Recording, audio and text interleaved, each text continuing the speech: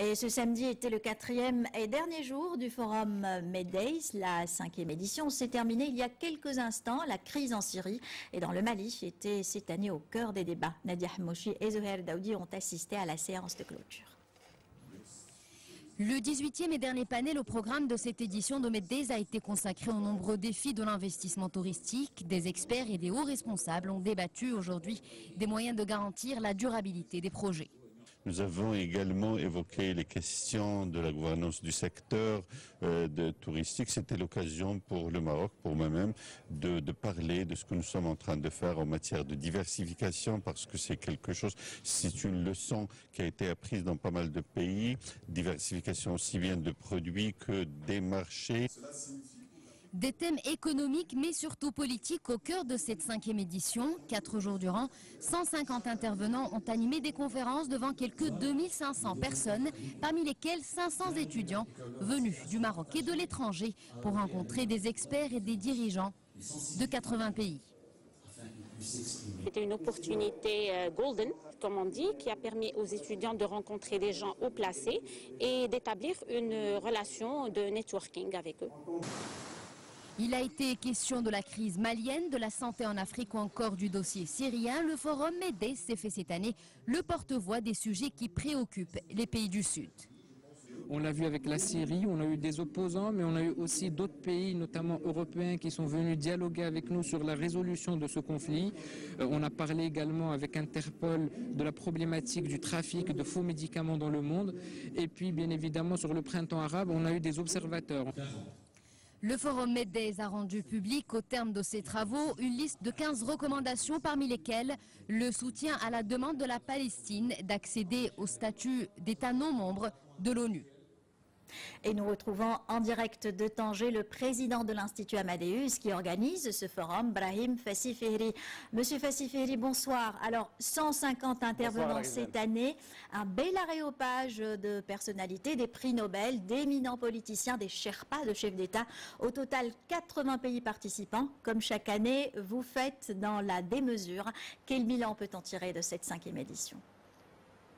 Ben écoutez, à la fin de ce marathon intellectuel, après 4 jours de débat, une trentaine de thématiques abordées, 150 intervenants, vous l'avez dit dans votre sujet, 80 pays représentés, 2500 participants, dont 500 étudiants. Il ne faut pas oublier que le Forum Meddays est un forum aussi qui a vocation à être un outil pédagogique pour rapprocher les étudiants, l'élite, la future élite marocaine, des grandes questions internationales. Et je crois aussi que c'est important pour notre forum de jouer ce rôle.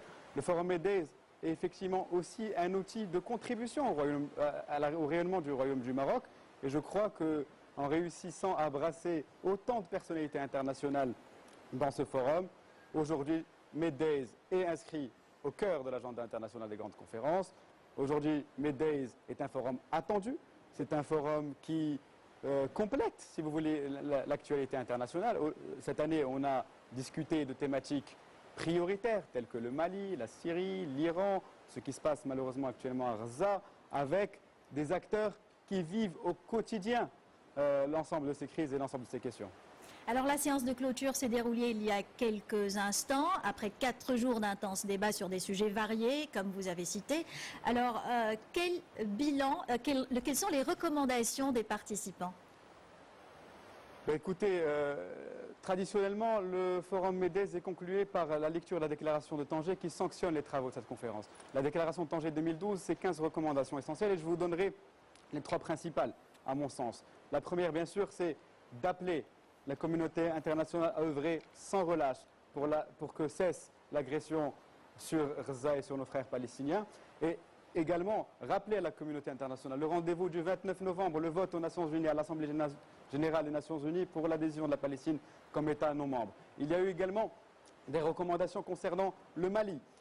Nous encourageons la CEDEAO dans le rôle qu'elle joue et nous appelons l'ensemble des pays du voisinage de la bande sahélo-saharienne, y compris les pays du Grand Maghreb, à contribuer pour œuvrer à une solution définitive de la question malienne et pouvoir garantir l'intégrité territoriale du Mali. Enfin, nous appelons également l'ensemble de l'opposition syrienne, dans la continuité de la conférence de Doha, à se réunir, à s'assembler pour faire en sorte que la transition en Syrie se fasse tout naturellement, mais nous appelons également cette même coalition à pouvoir former très rapidement un gouvernement transitoire pour pouvoir contrôler les zones libérées et pouvoir faire en sorte que les tueries également en Syrie cessent. Merci beaucoup Brahim Fassi Fihri, président de l'Institut Amadeus. Merci d'avoir répondu à notre invitation.